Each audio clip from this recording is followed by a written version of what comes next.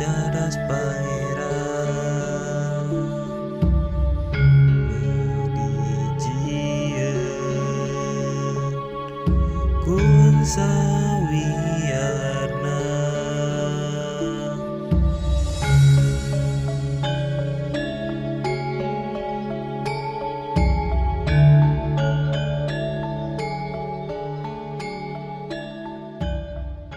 Sampurasun Wilujeng Sumping dina podcast carita tumbal-tumbal cadas pangeran bagian kalima. Tempakeun sim kuring saya salsabila nu bakal maturan baraya di nu kanal video ieu di 8 tepi ka 10 menit. Teu seueur nyarios, da bakal bisi loba nu penasaran kana kalanjutan caritana. Wilujeng ngadengokeun. Udah inget kana caritaan Mas Siti nu marajian pamajikanana. Eta indung beurang teh ngadongengkeun tempat-tempat nu teu meunang diganggu, di antarana leuweung larangan, sirah cai jeung kabuyutan. Tapi ari ku kumpeni mah pantrangan teh teu dianggep, teu diajenan. Malah nu kabuyutanana disebut deungeun mah moal aya harga, bakal leuwih hina batan kulit lasun ti jarian, ceuk Mas Siti.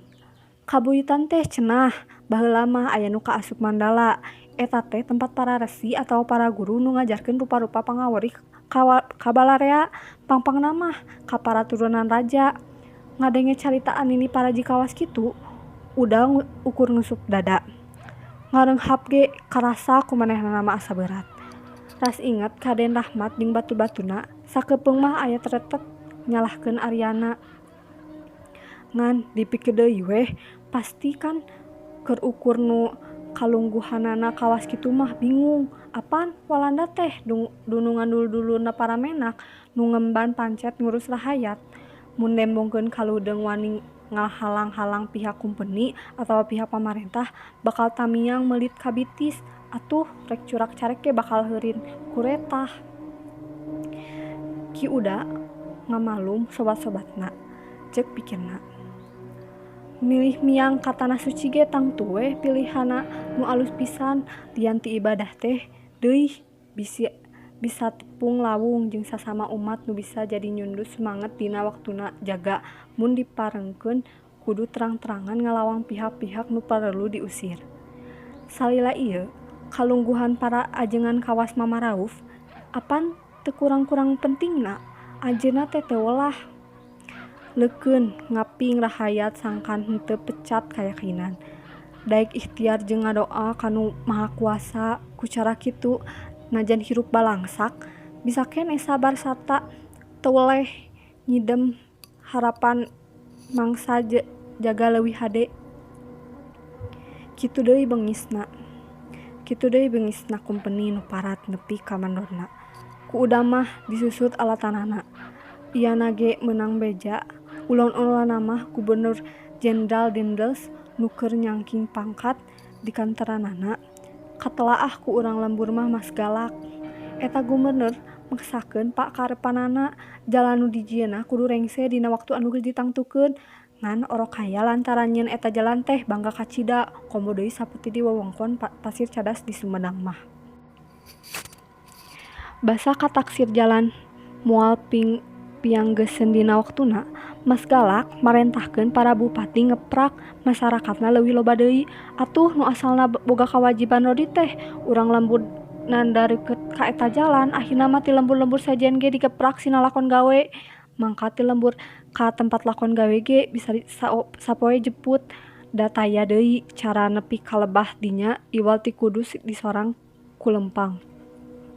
Tah pahareupan gubernur kawas kitu teh saur nu nyarios mah teu disaluyuan ku Kanjeng Pangeran Sumedang mah, ceuk santri urang para kamuncang. Dongeng-dongeng santri ku Ki Uda ditepikeun deui ka ajengan Arauf. Aya alusna nu boga karep ngabelaan rahayat teh, ngan tangtu kudu leuwih ati-ati, ceuk ajengan. Muhun rupina upami ti pihak rahayat anu aya nu ngalawan wani jadi tumbal, teras aya pihak anu mantuan rahayat, para pangagung di dayeuh ge gaduh tanaga saupama ngadugikeun usul ka Mas Galak di Betawi, ceuk Ki Uda. Mama Rauf unggut-unggutan. Bebejana kadenge. Di tempat lakon gawe ku Ki Uda ditepikeun ka guru ngajina. Memang cenah kudu aya tarekah ngungkulanana. Salila aing-aingan, sagala rupa rancangan ge samar kahontal, cek ajengan Rauf. Basa hiji mangsa ngobrol di tajungna. Harita teh sababaraha poe deui ka waktuna urang lembur kudu lakon gawe di tutugan suku Gunung Manglayang.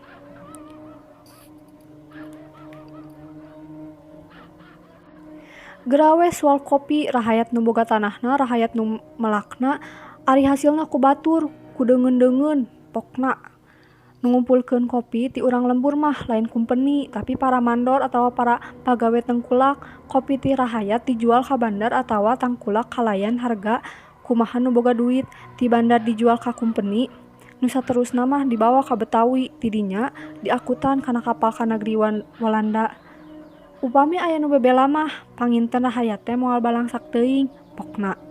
Hade mun hidup boga pikir hayang ngabelaan masyarakat ngan kudu neangan cara, kudu lantip cek ajengan.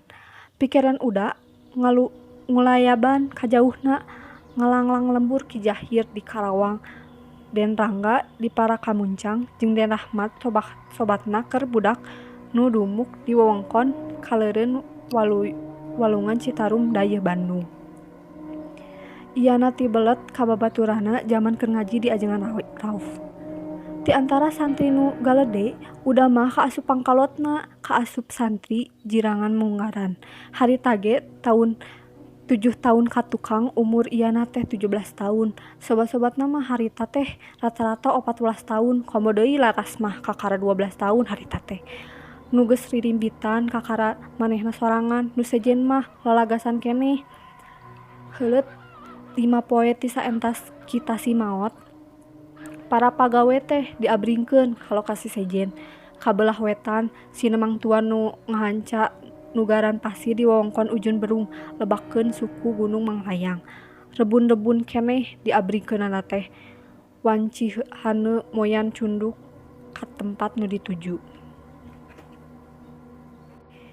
Di tempat anyar lakon gawena udah ngadenge deui manuk patembalan. Kitu teh keur iyana mah nungtung kapanasaran, udah yakin eta teh suara jelema, nu niru-niru suara manuk. Inget karena 2 kali kajadian 3 bulan katukan, basa mandor jeung upas aya nu nyimpit.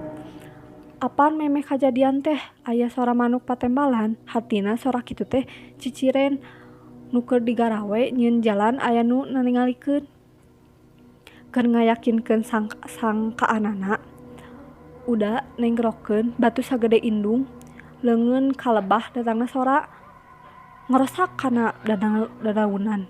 Tapi suara manuk henteu jempe, damun nya manuk mah ku pamaledok ge sieuneun bakal ngaleber ingkah di tempatna. Ki Uda keur meujeuhna bleukes senteng, boga karep saha wae nu parelu disuluran, manehna bakal daek jadi kegantina. Giliran lakon gawe Rodi harita ge nu ngadua kalian, nu mimiti 3 bulan katukang, malaksanakeun pancena sorangan. Ari nu ayeuna mah nyuluran mitohana nu gering parna.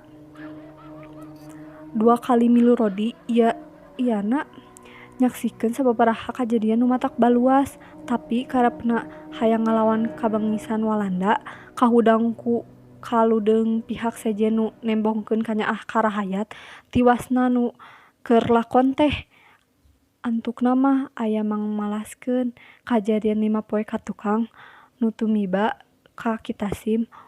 Ukun mamenitan mandor jeung upas ge narima mamelana, masing-masing diseureut engang.